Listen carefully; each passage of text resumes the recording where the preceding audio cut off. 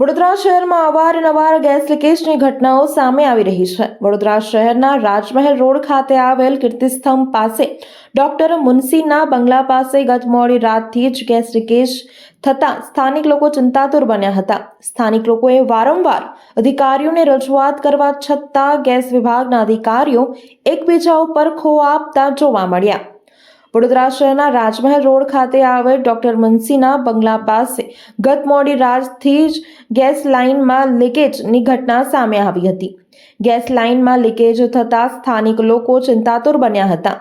Gas વિભાગના અધિકારીઓનો સંપર્ક કર્યો હતો ત્યારે ગેસ વિભાગના અધિકારીઓએ સ્થાનિક લોકોને એકબીજા પર ખો આપતા જોવા મળ્યા હતા। ત્યારે આજે વહેલી સવારે સ્થાનિક લોકોમાં આક્રોશ પણ જોવા મળ્યો હતો। સ્થાનિકોએ જણાવ્યું હતું કે ગેસ લાઇન લીકેજ થતાં લોકોએ ગેસ વિભાગના અધિકારીઓને જાણ કરી છતાં હજુ સુધી કોઈ અધિકારી ઘટના સ્થળે પહોંચ્યા નથી અને ગેસ લાઇનનો પ્રેશર પણ ખૂબ જ જોવા મળ્યું છે।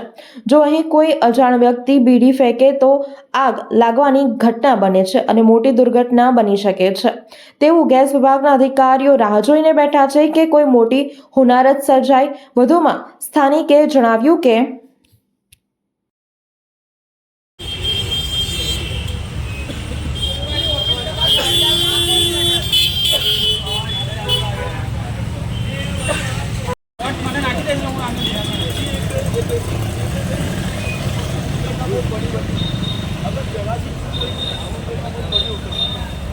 વિસ્તાર છે એને શું સમસ્યા થઈ છે?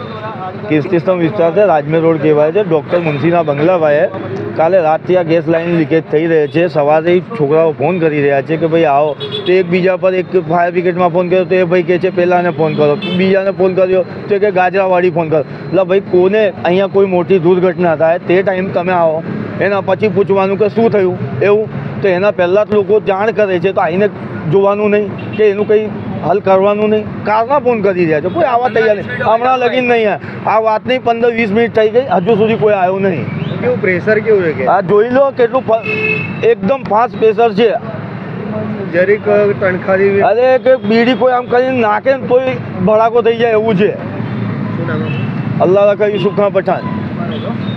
વડોદરાના સમાચાર જુઓ તથા આપણી ચેનલને સબસ્ક્રાઇબ કરો અથવા સંપર્ક કરો।